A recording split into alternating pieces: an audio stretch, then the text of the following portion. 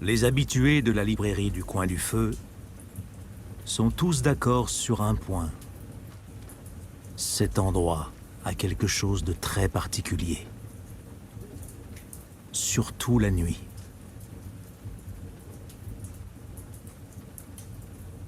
Même les nouveaux venus le ressentent la première fois qu'ils franchissent la porte, attirés par le sentiment palpable de chaleur et de paix qui règne dans la librairie.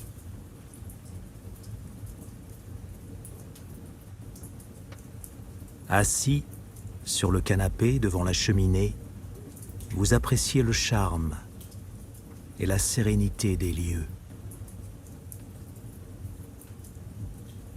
Ce dédale de vieilles étagères et ces piles de livres disparates seraient signes de désordre partout ailleurs. Mais ici, tout cela a un sens. À la librairie du Coin du Feu, personne n'est jamais pressé.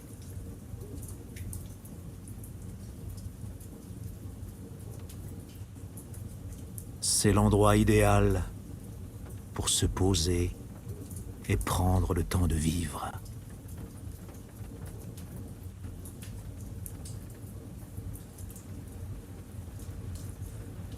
Tandis que vous vous enfoncez dans le canapé, vous entendez les premières gouttes de pluie tomber dehors.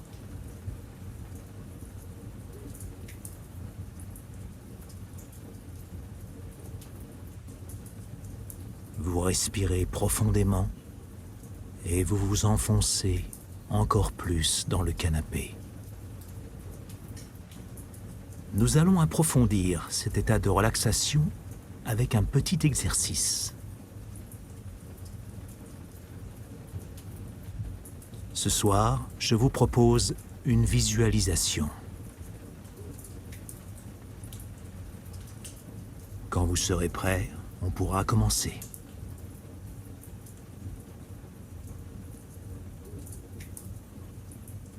Peu importe ce qui s'est passé aujourd'hui, que la journée ait été calme ou chargée, ce moment est l'occasion de faire abstraction de tout,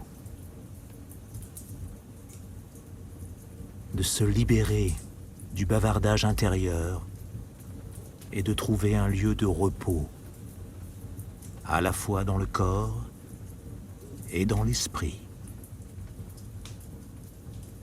Pour commencer, installez-vous confortablement dans votre lit. Prenez un instant pour faire une pause et restez immobile. Et quand vous serez prêt, respirez profondément en inspirant par le nez et en expirant par la bouche. Lorsque vous expirez, laissez votre corps s'enfoncer dans votre lit.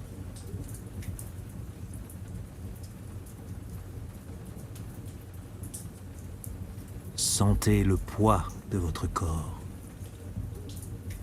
Laissez les pensées aller et venir. Maintenant, imaginez un flux continu de lumière chaude. Elle se propage dans votre corps et fait fondre toutes les tensions, toutes les gênes. Il commence à remplir votre corps à partir des orteils. Il remonte dans les pieds et les jambes qu'il remplit de lumière.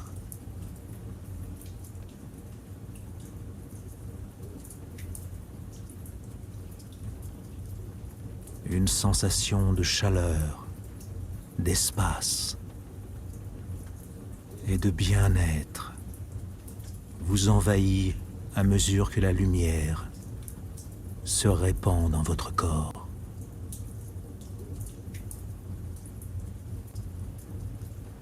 Elle franchit la taille, elle arrive dans le dos et le ventre.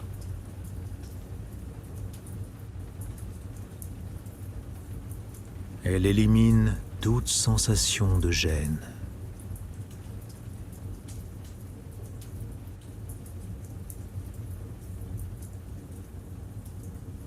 Elle continue dans la poitrine et le haut du dos. Elle arrive aux épaules et descend dans les bras, jusqu'aux mains et aux doigts.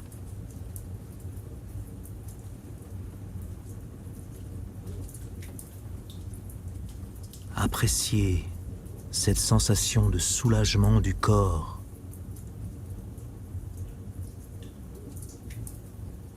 et de tranquillité de l'esprit. La lumière continue à se répandre. Elle remonte dans le cou et la gorge. Elle arrive à la tête et au visage et continue jusqu'au sommet du crâne.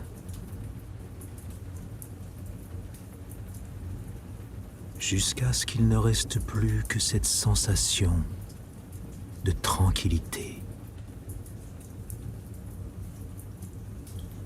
Maintenant, ramenez doucement votre attention sur votre corps.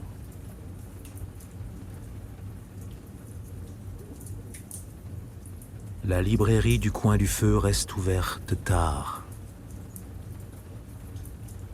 Installez-vous dans le vieux canapé devant la cheminée, au milieu des livres, entassés pêle-mêle sur les rayons, et écoutez la pluie tomber doucement dehors.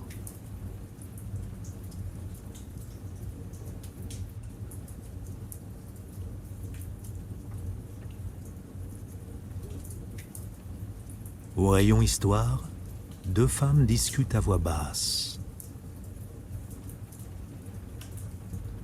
Elles s'enlacent, se prennent la main, échangent un regard complice et s'enlacent à nouveau. La librairie est chaleureuse, et pas seulement grâce à la cheminée. Son ambiance est chaleureusement douce. Les murs sont couverts d'objets, de vieux instruments de musique, un miroir, une applique en forme de poisson, des couvertures de livres et albums anciens, une affiche sur l'histoire de la bicyclette et un casier en bois rempli de petites voitures et de pierres précieuses. Vous commencez à vous assoupir. C'est peut-être la chaleur du feu qui vous endort. À moins que ce ne soit le poids du livre sur vos genoux ou le murmure de la rediffusion d'un jeu télévisé provenant du vieux téléviseur suspendu au mur au-dessus de vous. Dans un coin de la librairie, entre deux rayons, un club de lecture local tient sa réunion hebdomadaire. Certains membres sont assis sur un tabouret, d'autres par terre, sur leur veste, adossés à une étagère. Ils discutent d'un roman policier. Un homme avec une chemise cachemire et des lunettes à grosse monture rappelle aux autres les indices. « Souvenez-vous de ceci, dit-il. Souvenez-vous de cela. »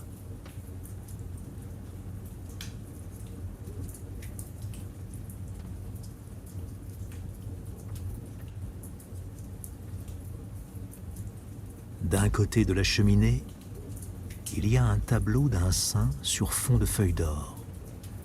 Et à côté, un dessin au fusain qui représente des bateaux de pêche sur une mer agitée.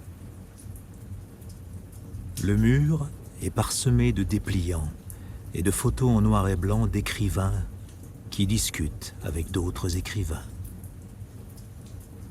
d'écrivains qui tiennent des livres et parlent dans des micros entourés de visages attentifs. Un écrivain vêtu d'une écharpe est photographié au milieu d'une phrase, la bouche ouverte. Une écrivaine tient une serviette en cuir à côté d'une pile de livres qui sont probablement les siens. Une femme d'affaires enlève son manteau, ou plutôt le secoue, comme pour se débarrasser des pensées de la journée, et se dirige vers le fond de la pièce. Une lame de parquet branlante craque sous ses pieds au moment où elle accroche son manteau au porte-manteau. La table basse devant la cheminée est jonchée de journaux de la veille et de dépliants pour une lecture de poésie. Un homme s'assoit à l'autre bout du canapé et sort un calepin.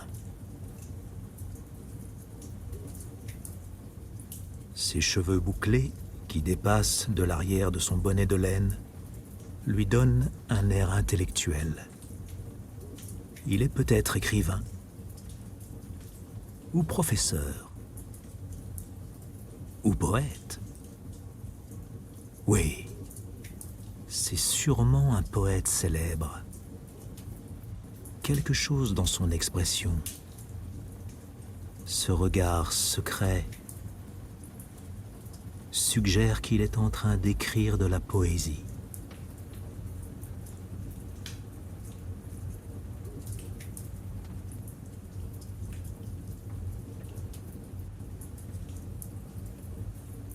Vous êtes assis depuis un certain temps sur le canapé devant la cheminée.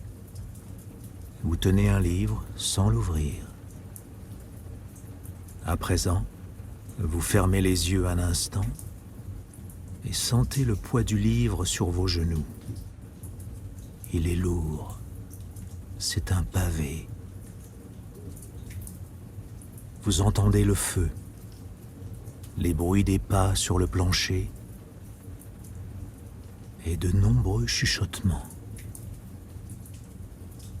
Comment ne pas aimer cette librairie, avec ses petits couloirs formés par les rayons et leurs rangées de livres au dos coloré, son profond canapé en cuir, sa cheminée, élément central de la librairie, qui éclaire le tapis du foyer de sa lueur romantique. Vous ouvrez le livre et lisez la première ligne. Il avait si souvent parcouru cette route qu'il aurait pu la dessiner de mémoire. Vous n'êtes pas venu ici pour ce livre. Vous êtes tombé dessus, par hasard, au rayon des livres d'occasion. À moins qu'il n'ait attiré votre regard. Parce qu'il n'était pas posé à la verticale comme les autres livres, mais empilé par-dessus, dépassant légèrement, comme si quelqu'un l'avait pris avant de le reposer. Vous glissez le ruban rouge soyeux entre les pages et refermez le livre. Vous sentez son poids entre vos mains et votre corps s'enfonce encore plus dans le canapé. Les pages ont une réconfortante odeur de passé.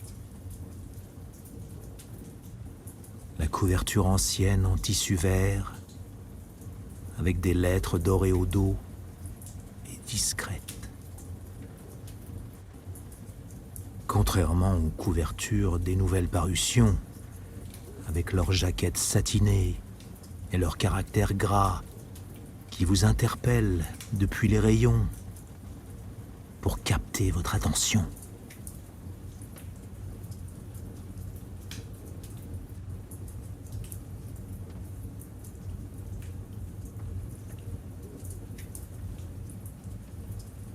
La fille à la jupe et au col roulé bleu a l'air perdue et un peu fatiguée. Elle déambule entre les rayons en mangeant un biscuit à l'avoine et en admirant les livres comme on admire un beau paysage côtier. Elle ne semble pas chercher quelque chose en particulier. Elle tue peut-être le temps, en attendant que la pluie cesse, que quelqu'un arrive, ou qu'une place se libère sur le canapé. Vous la regardez arpenter les allées classées par thème: science, génie minier, philosophie, sport, roman d'amour. À son passage, le rouge de son manteau se mélange aux nuances rougeâtres des étagères en bois poli. Elle se dirige vers le comptoir. « Excusez-moi » demande-t-elle en enlevant ses écouteurs. « Je cherche le rayon fiction. » Un homme âgé, vêtu d'un manteau à carreaux clairs avec des revers larges, est assis sur un petit tabouret dans la salle des livres rares. Il lit un gros volume sur l'histoire de la botanique. Tout en feuilletant les illustrations magnifiquement détaillées, il prononce le nom des plantes en silence pour lui-même. Sauge, Aconecloa, Calama grostis. Il sourit en lisant, comme si ce livre était un compagnon, comme si ces noms de plantes lui rappelaient un être cher. Les phares des voitures qui passent éclairent les gouttes de pluie sur les fenêtres. Dehors, les gens se rassemblent sous les stores en attendant que la pluie cesse.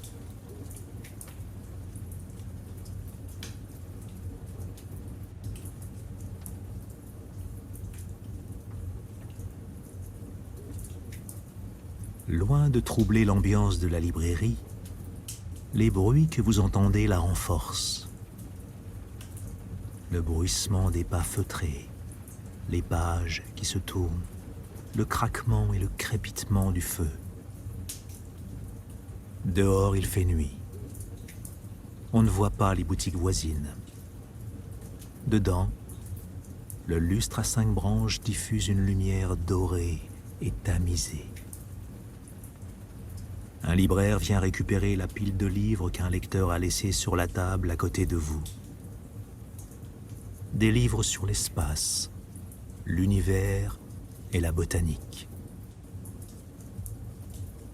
À travers la vitrine, dont le rebord vert foncé est masqué par des livres sur les radios anciennes, ainsi que par une véritable radio ancienne, vous voyez passer une femme en imperméable jaune sur le trottoir sombre et humide. La même femme que vous avez vue passer il y a quelques minutes. Elle est accompagnée à présent d'une amie, blottie avec elle sous un parapluie. En passant devant la librairie, elles s'arrêtent et collent leur visage contre la vitrine.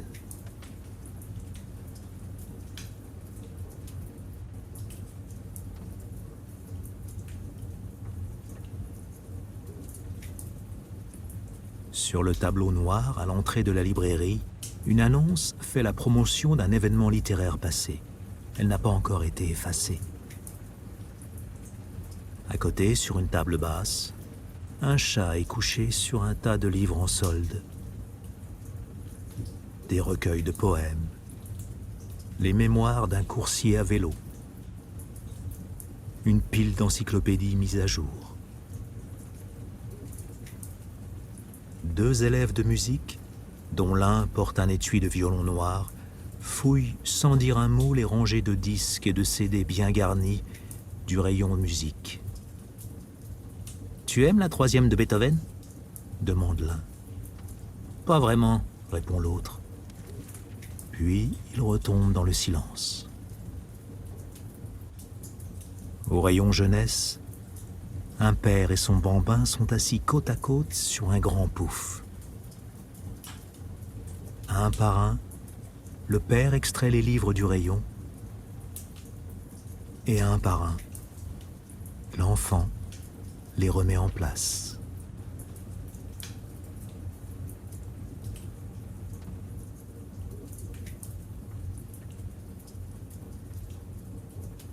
Le canapé est un vrai canapé, comme ceux qu'on trouve dans les maisons de campagne,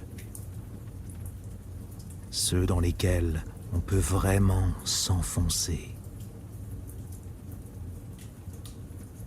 Derrière, il y a des livres et encore des livres. Des livres posés sur les rebords des fenêtres et empilés sur le plancher. Des tables recouvertes de romans, de recueils de poèmes, de livres de philosophie. Des rayons qui vont du sol au plafond.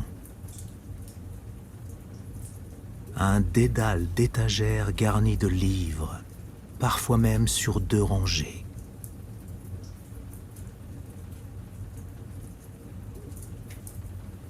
La pluie, qui tombe depuis tout à l'heure, commence à s'intensifier. Des filets d'eau se forment sur la vitrine de la librairie. À côté de la porte, il y a un comptoir où un client discute avec un libraire dans un murmure animé sous un lustre à 5 branches muni d'abat-jour en verre dépoli. Il tente de décrire le livre qu'il cherche, dont il a oublié le nom de l'auteur. Il penche la tête sur le côté, enlève ses lunettes et fait un geste circulaire de la main, comme pour se rappeler le nom.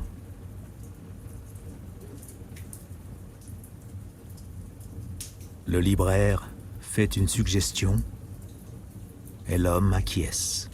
« Oui, oui, dit-il. C'est ça. »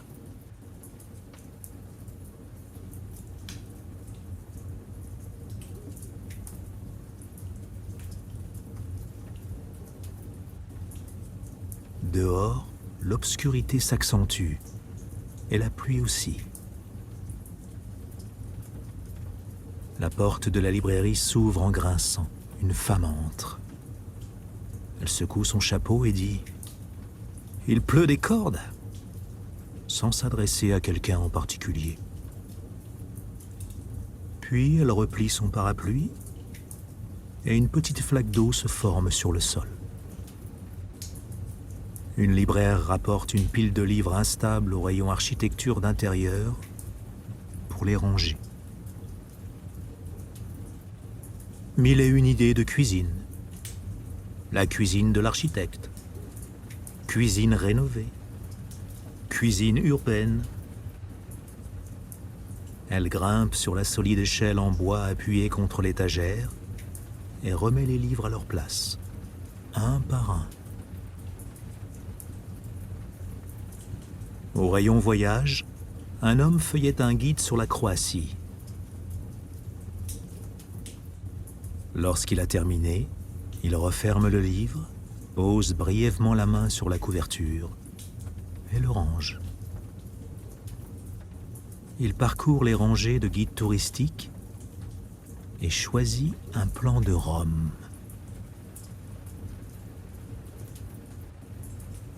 À l'étage, dans le café à peine éclairé, on entend de petits rires et le gargouillement du lait qu'on fait mousser.